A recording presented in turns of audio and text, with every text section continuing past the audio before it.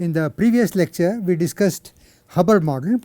So, but then there are many deficiencies with the Hubbard model. So, what are the deficiencies of the Hubbard model?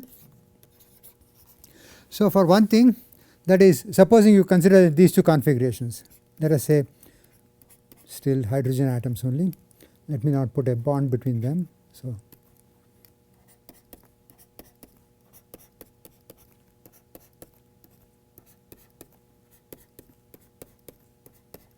So, this is one configuration. Let us take another configuration, which is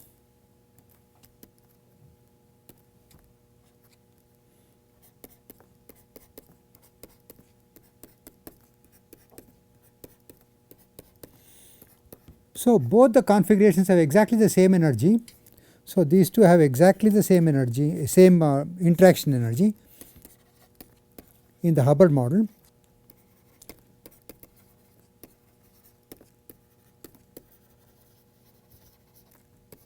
Although in one case the H plus and the H minus are proximate, so you would expect them to have electrostatic attraction, and in the other case H plus and H minus are well separated. So, you would assume that the interaction between H plus and H minus is weaker here, and this must have a higher interaction energy compared to this one, because H plus H minus will stabilize the configuration, and so the interaction energy will be U minus some nearest neighbor interaction energy.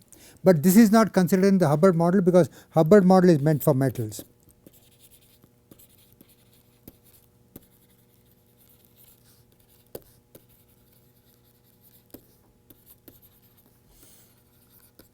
And also the kind of Hubbard model that we have considered is such that, we have considered only a single band Hubbard model.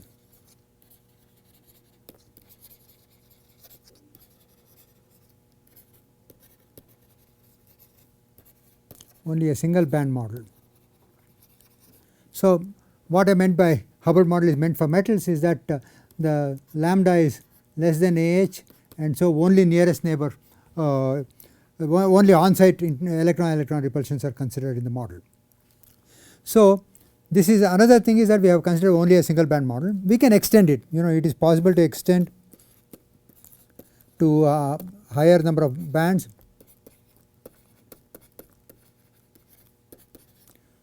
More bands, and also to higher dimensions, because we only consider one dimension.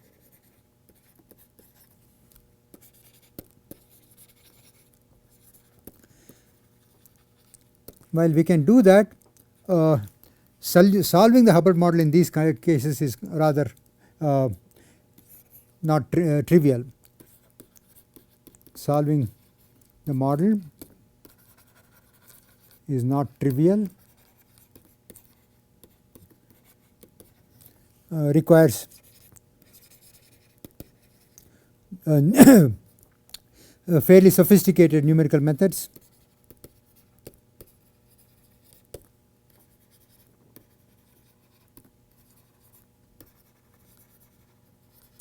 Like the quantum Monte Carlo method for higher dimensions.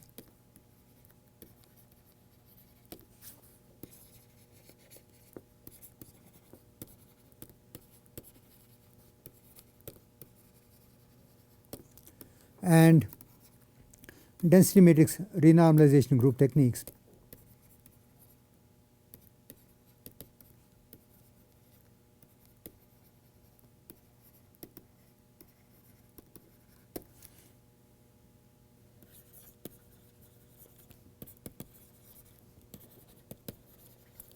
In 1 and 1D and quasi 1D. We will not go into these techniques because that is outside the purview of this talk, of these lectures. But what I am going to say is that when we want to do the insulating or semiconducting systems,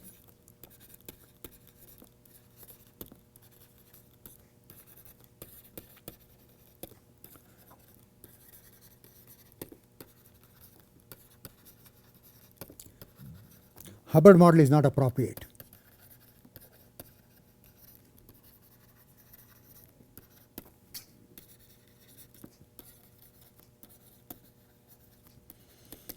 So we need to extend the range of the interactions.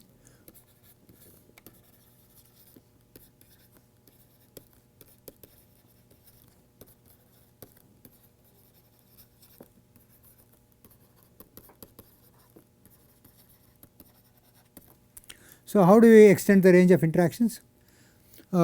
Quite straightforward. So let us see, supposing we have a set of orbitals I, then a general 2 electron integral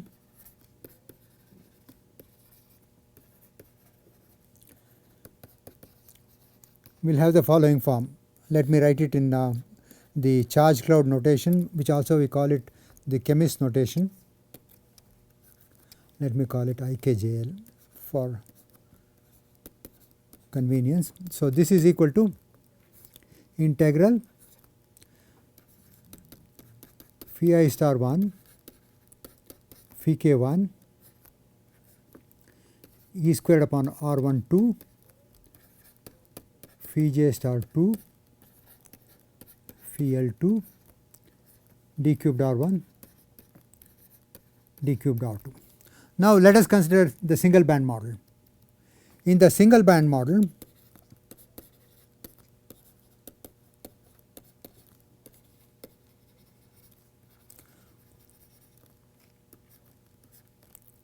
what we have are the following, that is, we have these sites. Let me put the sites as this. Okay.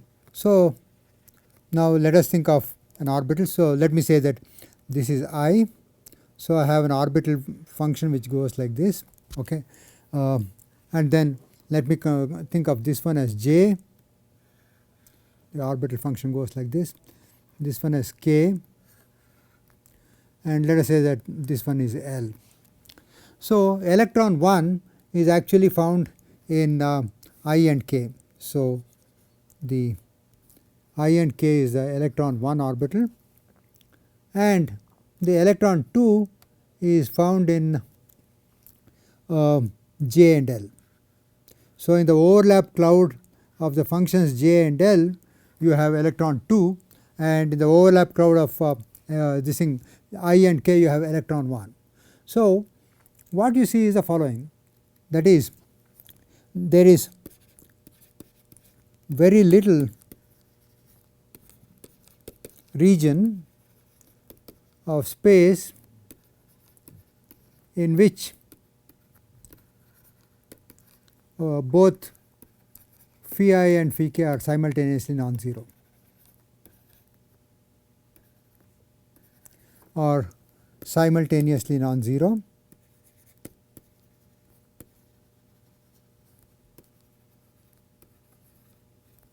and the same holds for J and K, the same for J and L rather. So this is L.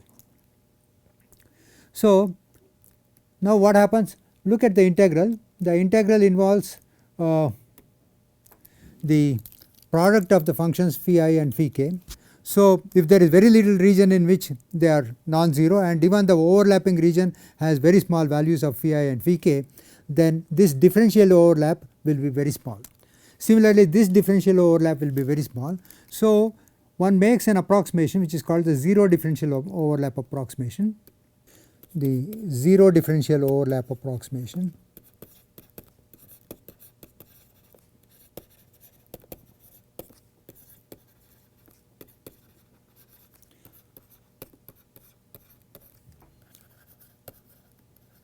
by which what we can say is that this integral ikjl, ikjl I have taken intentionally, this is equal to v times I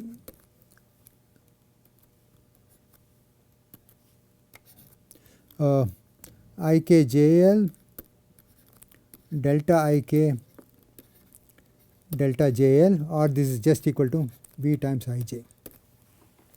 So unless electron 1 is in the charge cloud of phi I,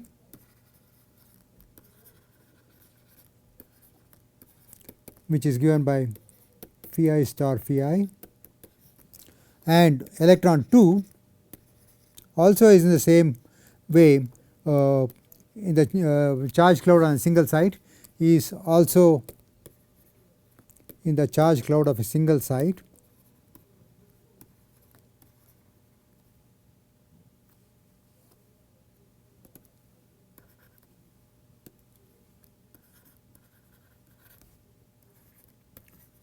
Of a single site.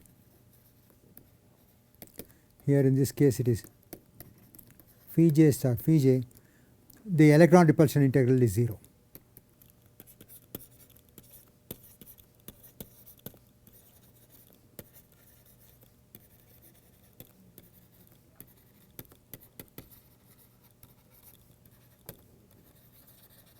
The model, which includes only inter-site interactions, inter-site and on-site interactions.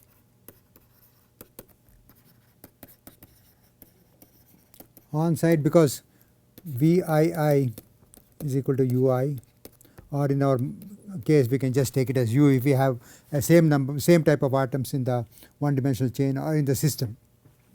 So this is called Pariser-Parr-Pople model.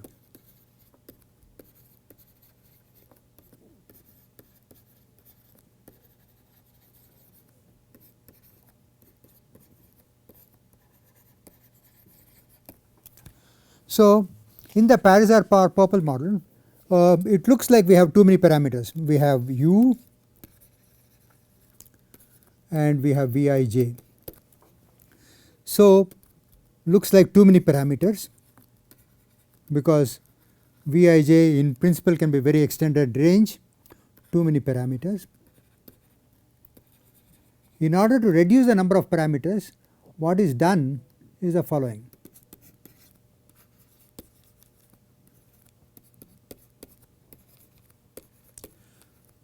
You take Vij as an extrapolation between U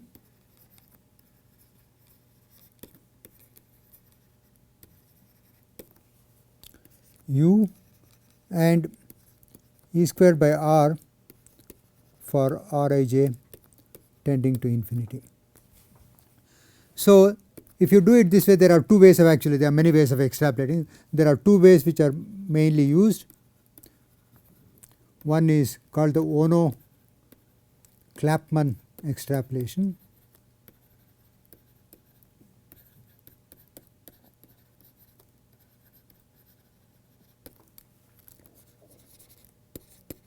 And the other is Mataga, the other one is Mataga extrapolation. Actually it is interpolation, because you know the values at two limits. I will not go into the form of these interpolation schemes, but I just wanted to tell you that this is done because of this.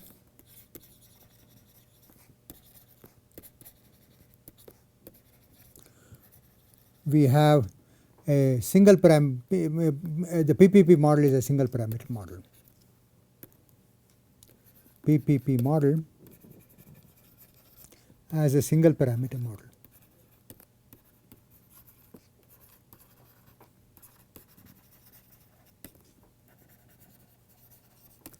Now you see that configurations such as H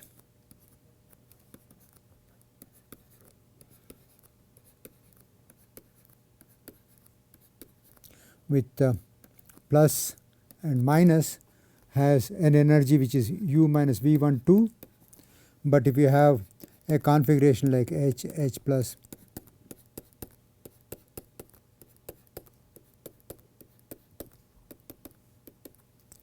so this will have an energy U minus 2, 3, 4, V14. So they are not the same. Okay. So that way we will see that when electron and hole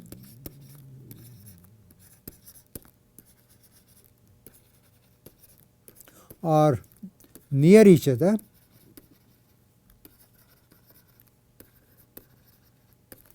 the repulsion energy is reduced,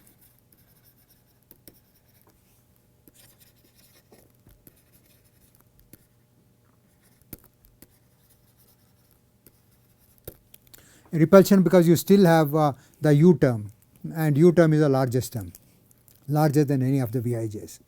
Energy is reduced, but when they are far apart,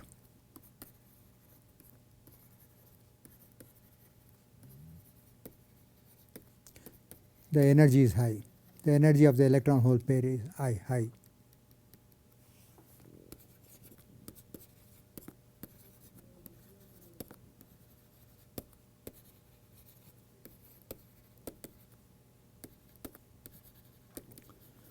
So already you see that there is a completely different kind of physics that comes about when you have got this longer range interaction. So what one can say is that longer range interactions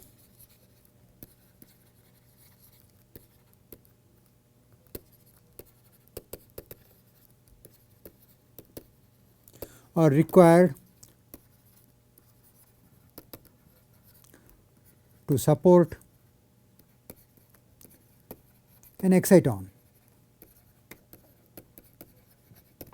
In the Hubbard model,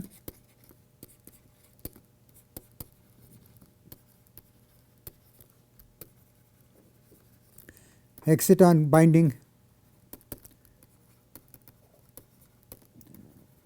does not happen. Now let us see what are the different kinds of excitons you can have. For example, I can have excitons which are built out of H plus H minus as a nearest neighbor pair, and then I can construct a block state which can be a psi k of an excitonic block state, just as we did with the Frenkel aggregates. So here we can show that this can be written as sigma over k, sorry, not k, sigma over n. You have to sum over all the sides, e to the I k dot R n, and these configurations.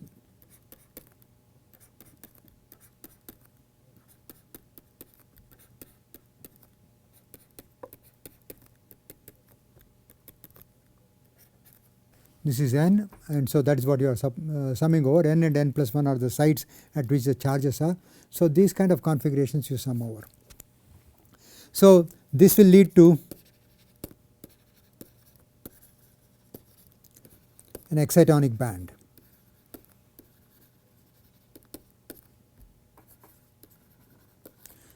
And you know, since the distinction between Wannier exciton and Frenkel exciton is very weak, you do not have to name what kind of an exciton it is. Of course, we can also, this you can say is a singlet exciton, because you have taken the ground state, and then on the ground state you have created a H plus H minus pair, and you are delocalizing this H plus H minus nearest neighbor pair throughout the chain, and that is the reason why you are going to be having a singlet exciton. Now supposing we had delocalization of a different kind of state.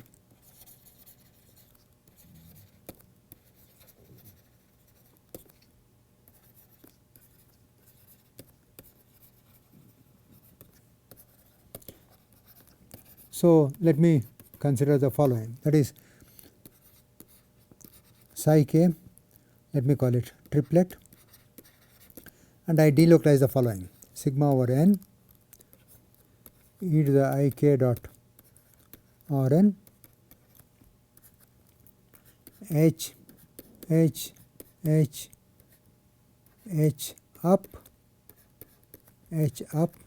So this is site n, this is site n plus 1, H H H, etc., etc. So all the other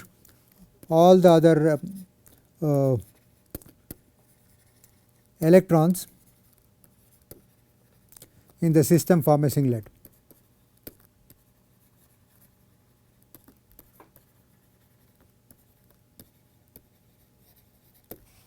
and only site n and n plus 1 will form the triplet, and this is the one that is delocalized over the entire chain.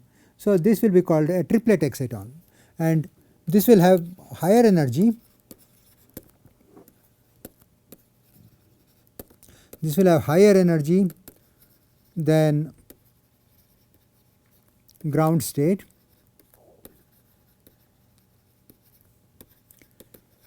even though there are no doubly occupied sites.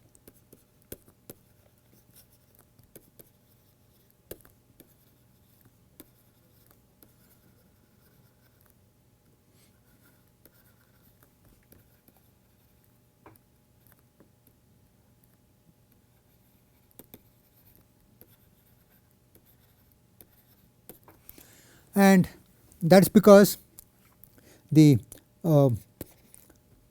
two up spins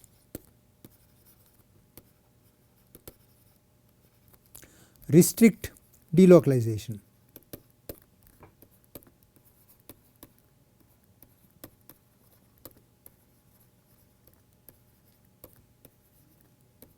So because they restrict delocalization of the electrons, the kinetic energy is higher in the triplet state because of this one. You cannot hop an electron from here to here if it is in a singlet configuration. The entire chains are in the singlet configuration, and so because of that you will have higher energy. Similarly, you can also construct various other kinds of, it is fun to construct various other kinds of excitonic states. So I can consider, for example, psi k biexciton. So this can be like sigma over n e to the I k dot r n, and I can have h, etc. And then I have a h plus h minus, h plus h minus, h, etc., where this is at the site n, and this is the kind of site I am going to delocalize. If I delocalize this state, then you see that two excitons are moving together, and if the two excitons moving together is going to be having a lower energy than two single excitons moving separately, then you say that the two excitons are bound, and so you can have a bound excitonic, a bound two exciton state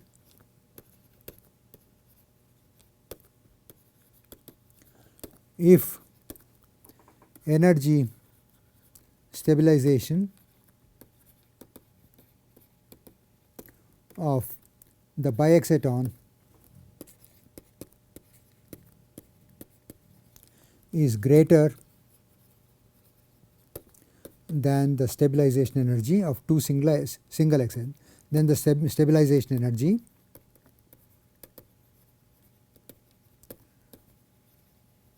of two independently diffusing excitons. Now let me go over to actually some real systems to which the PPP model can be applied. So if you look at one dimensional PPP model,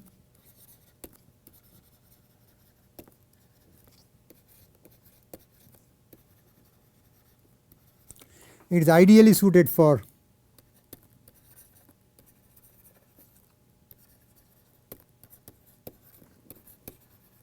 what are called conjugated polyenes.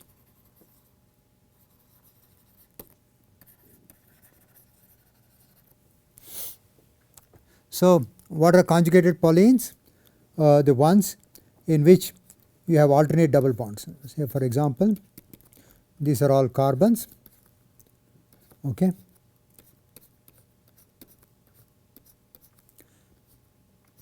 The hydrogens are usually not shown, otherwise this is all C, and then there is a hydrogen somewhere on this side, rather let me, because they have to be trans. So let me write it as hydrogen on this side, hydrogen on this side, and then hydrogen on this side, hydrogen on this side, etc., etc. That means that the CH bonds are always in the trans positions. Okay, so this is the all trans polyacetylene.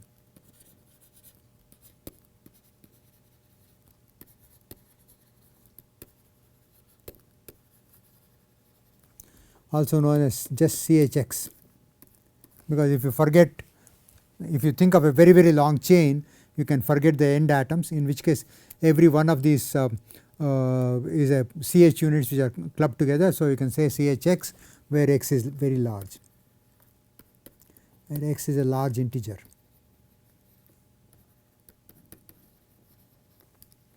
And in fact, the Pariser-Pople model was first invented for applying to these kinds of systems, and like before I have said that PPP model was 1953 and the Hubbard model was 1964, but still PPP model in the physics literature is known as extended Hubbard model.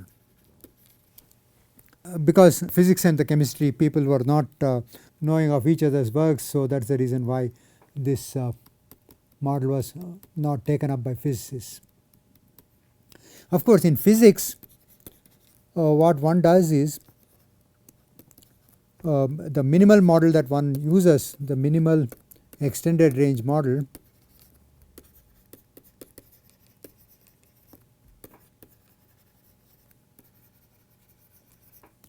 is the UV model. So what it means is that we have on-site repulsion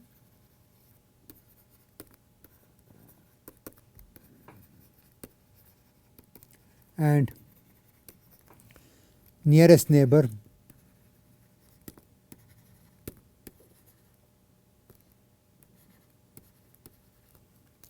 interaction. It can be either repulsive or attractive depending upon the way the nearest neighbors have electron occupancies. So let us, it is illustrative to actually go into the non-interacting physics of the polyacetylene chain. What is the non-interacting physics? So to understand the non-interacting physics, we have to look at the symmetries of the model. So if I am looking at a polyene chain,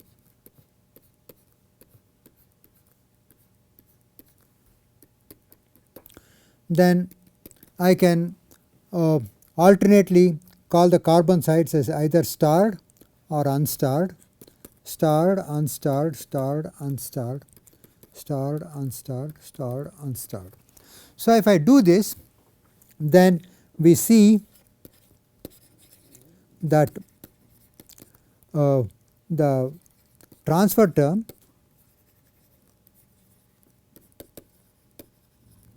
always hops an electron between starred and unstarred sites.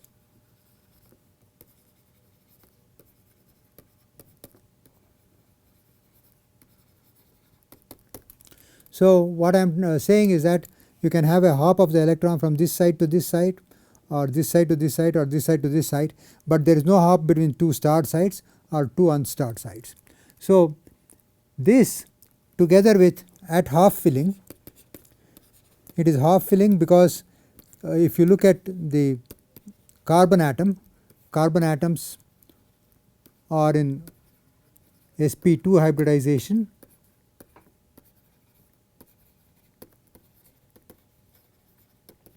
so the sp2 framework forms the sigma framework. The sp2 hybridized orbitals, when they overlap, they form the sigma framework, and the conjugation framework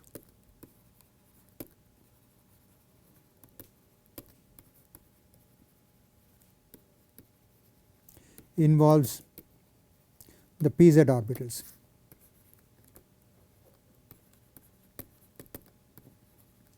And each pz orbital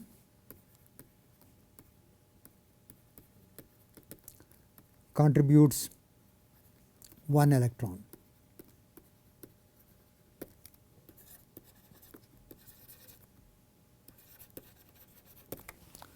So if all the carbons are in the identical environment, if all the carbon atoms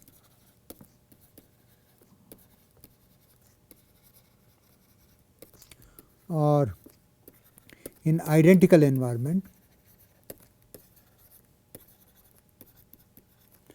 What we mean by identical environment is that chemically identical environment. So, we will forget about any longer range interactions that may actually be taking place between because of the chain turning around and things like that. So, let us look at a stretched chain which is infinite. So, we can think of it as all carbon atoms are in identical environment. Then there is a symmetry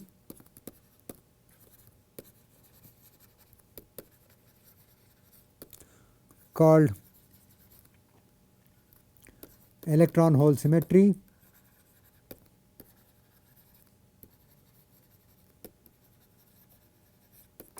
or alternancy symmetry.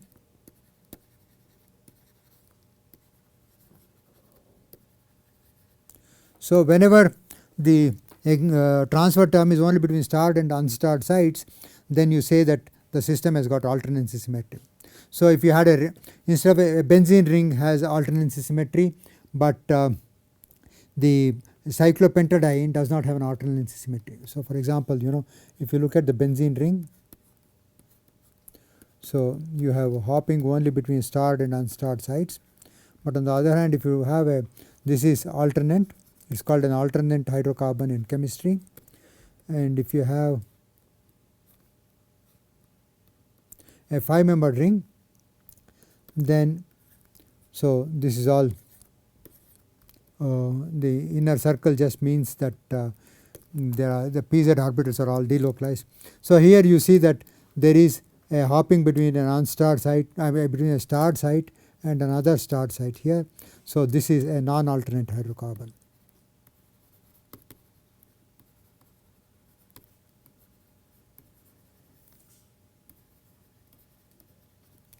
So, what we know is that polyacetylene is an alternate hydrocarbon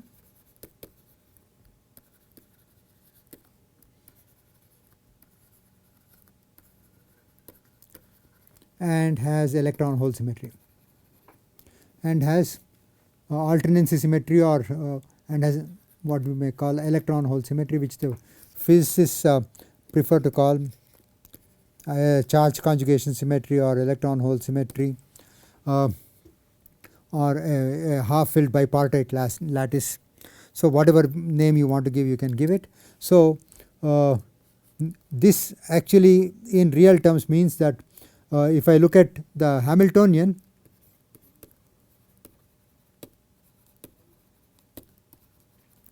is invariant when electrons are replaced by holes.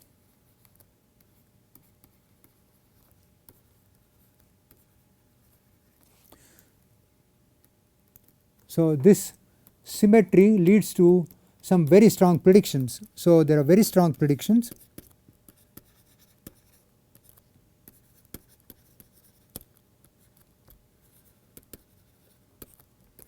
based on this symmetry, and this leads to what are called pairing theorems. We will discuss this pairing theorem and the consequences of electron hole symmetry in the next lecture. For now, I will stop here and I will continue again in the next lecture. Thank you very much.